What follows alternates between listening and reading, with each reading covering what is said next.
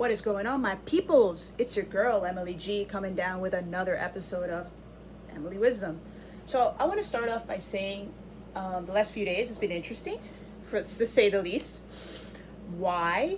Well, here in the state of New York, to my followers who are not here in the United States, there was a huge hurricane, sort of tropical storm that hit New York and New Jersey and the East Coast part of the United States. And a lot of people have been without electricity or power, and a lot of trees have fallen down, and it hasn't been the most pleasant experience for a lot of people.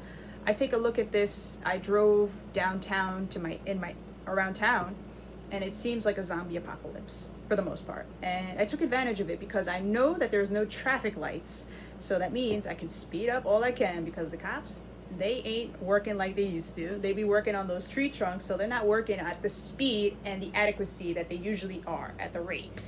So I took advantage of that a little bit, just a little bit, nothing crazy.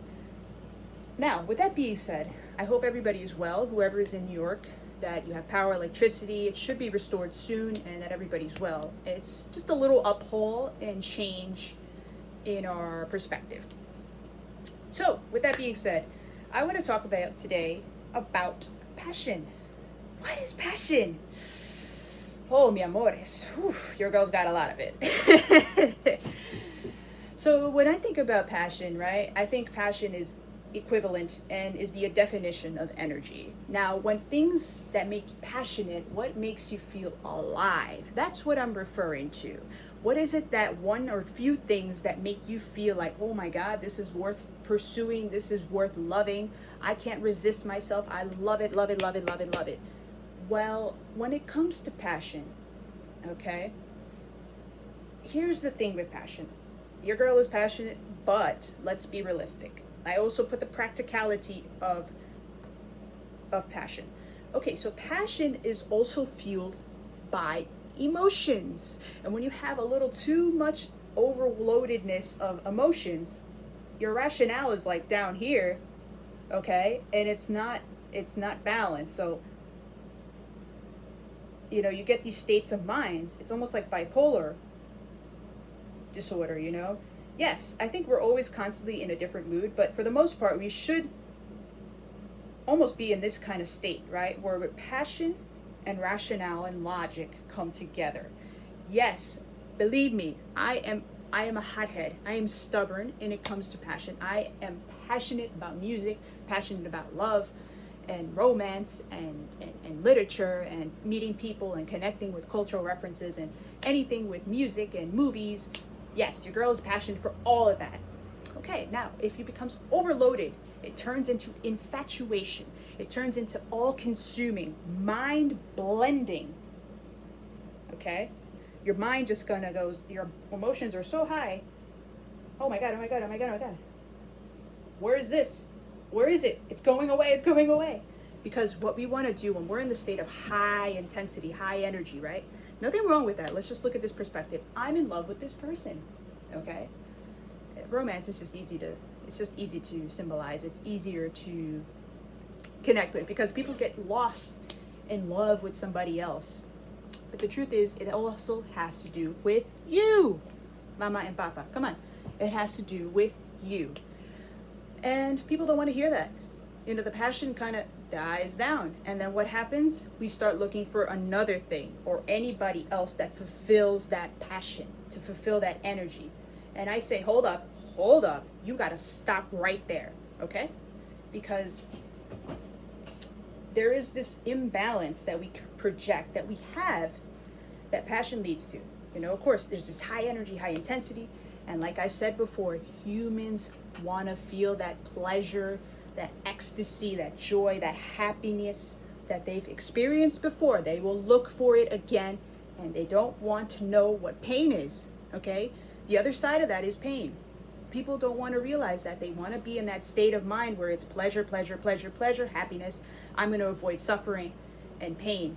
But rationality be like, no, we're going to be realistic, and the reality going to be crashing down. What I say is, yes, it's great to be passionate, but also balance out your rationale with the practicality and the emotions. And I promise you, your life will be a lot more interesting. It'll be a lot more balanced and disciplined.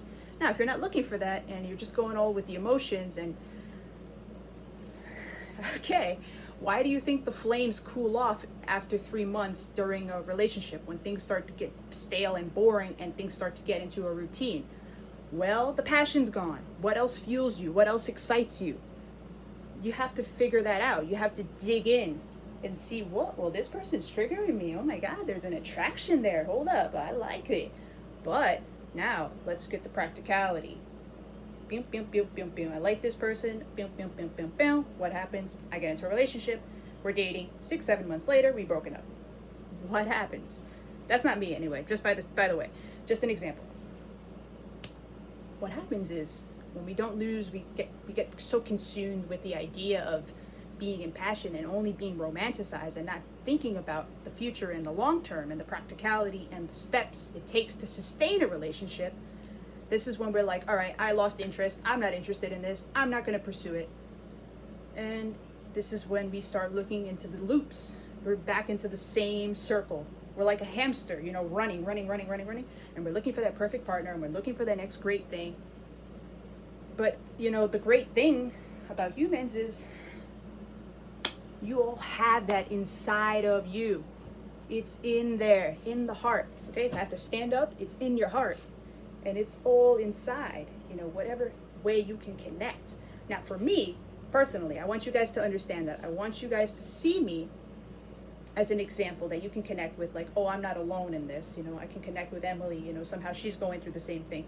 Now, for me, when it comes to passion and stuff like that and things that trigger me, how could I realize how I can contribute to what I can do, what I've learned, any wisdom, any new experiences that I can share? Listen, I'm not perfect. And I'm a flawed human.